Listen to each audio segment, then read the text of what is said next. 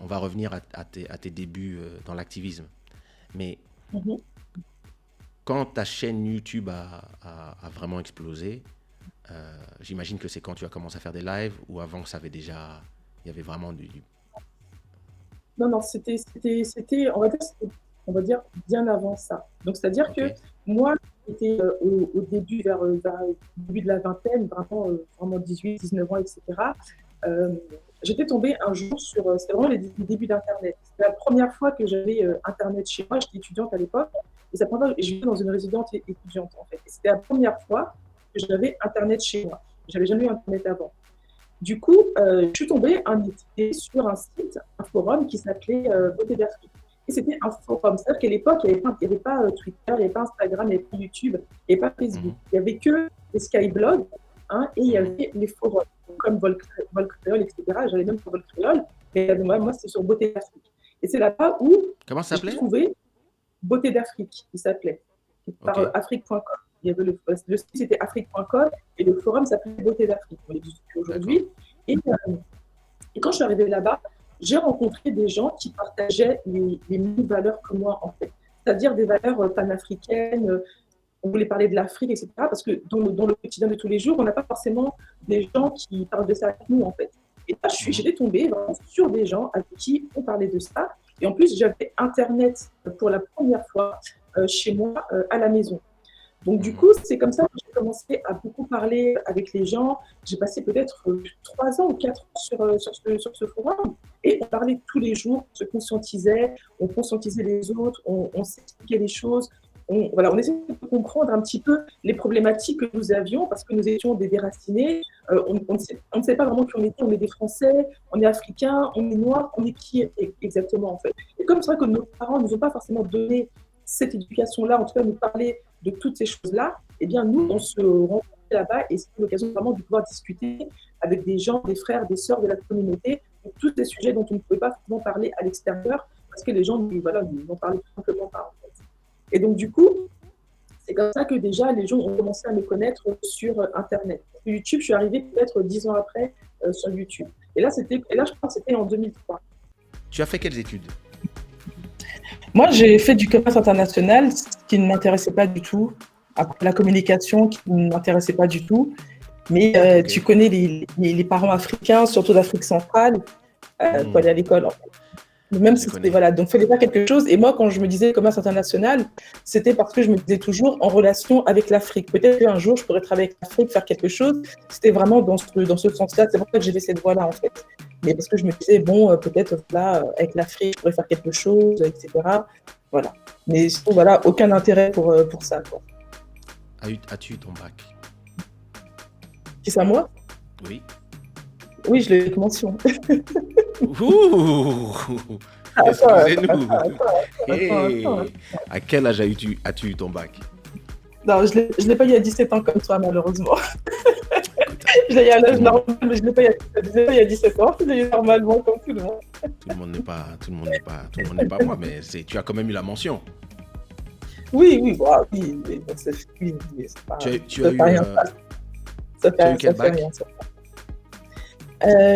Comment ça s'appelait déjà? C'était en. Ah mince, ça L, s'appelait déjà. B. B c'était Non, non, non, économie, non, L non, c'était c'était pas bon. littérature, Non, ES non, c'est c'était pas ça. économie.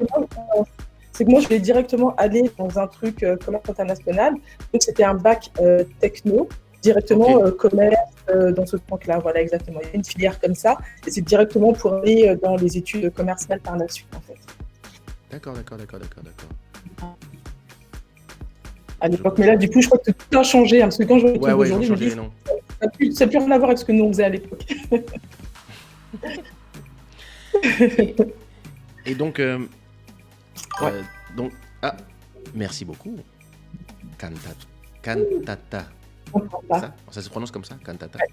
Attends. Cantata. Ça va faire bizarre de faire l'amour avec quelqu'un qui s'appelle Cantata. Cantata. Dis mon nom. Déjà. Dis mon nom. Cantata. Et donc, une fois que tu finis tes études, une fois que tu Donc tu as ton bac université ou directement filière enfin. Oui, directement dans le commerce international. Et à ce moment-là, et c'est à ce moment-là que j'ai commencé que j'étais voilà, dans ma chambre d'étudiante et que j'ai eu Internet chez moi. Et c'est comme ça que Ok, voilà, j'ai pu les commencer à forums. parler avec les gens sur Internet. Exactement.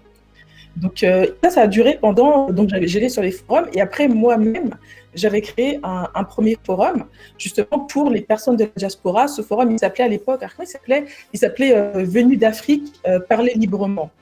Moi aussi, j'ai Il créé un s'appelait comme forum. ah ouais, c'était à l'époque, ça marchait bien les Grave. forums. Il y avait Ouais. comment une personne qui était là, c'était énormissime à l'époque. Et mon forum, il marchait très bien. Il s'appelait Venu d'Afrique, parler librement.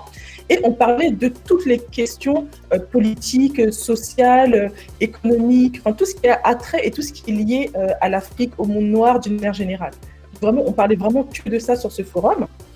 Et ensuite, à ce moment-là, donc, je défrisais mes cheveux et je portais toujours des tissages, en fait. Et puis après, je me suis dit, voilà, je ne peux pas continuer à prôner cette fierté africaine, cette revendication, et ne pas m'assumer jusqu'au bout, être simplement moi-même avec mes cheveux naturels. Du coup, c'est Mhm. comme ça que j'ai arrêté de porter des tissages, et j'ai arrêté de défriser mes cheveux, et que je portais mes cheveux naturels. Après, Et les femmes voilà. Et les femmes m'ont demandé, mais comment tu fais, etc., etc. Du coup, j'ai fermé le forum que j'avais créé, qui était vraiment un forum vraiment généraliste. On ne parlait pas de beauté sur ce forum du tout, du tout, du tout. Et c'est comme ça ok. que j'ai basculé, j'ai créé un forum qui s'appelait Cheveux Ébène, qui lui a duré pendant presque 10 ans. Et c'est là où on parlait vraiment de cheveux, de beauté. On parlait aussi de tout ce qui concerne la politique, le social.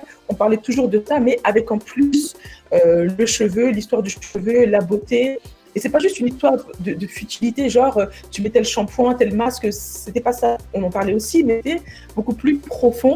Savoir quelles sont les origines du défrisage, pourquoi dans une communauté les femmes noires ne portent pas leurs cheveux naturels, quels sont les problèmes sociologiques, les problèmes raciaux, qu'est-ce qui entoure tout ça. Et là, ça soulève vraiment des questions d'aliénation, des questions de qui nous sommes, des questions de rechercher qui étaient nos ancêtres, l'histoire de l'Afrique. Et c'est vraiment comme ça que voilà, tout ça a commencé pour moi. Et est-ce que ton but, c'est de convertir toutes les femmes en happy heads ou c'est plus un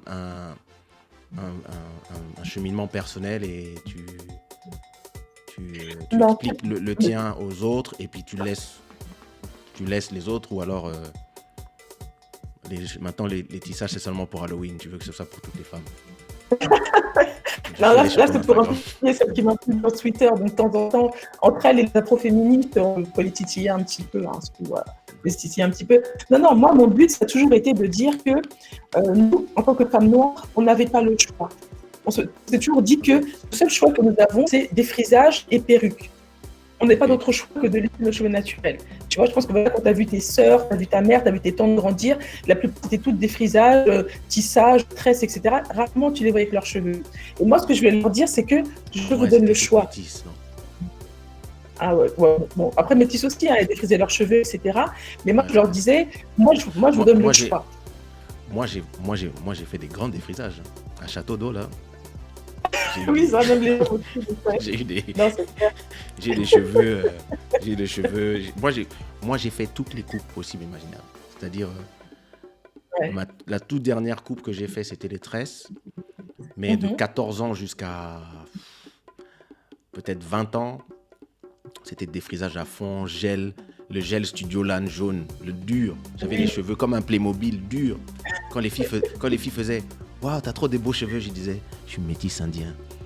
Et puis j'étais là, et elles disaient oh, je peux toucher. Non, non, non. Mes cheveux étaient durs.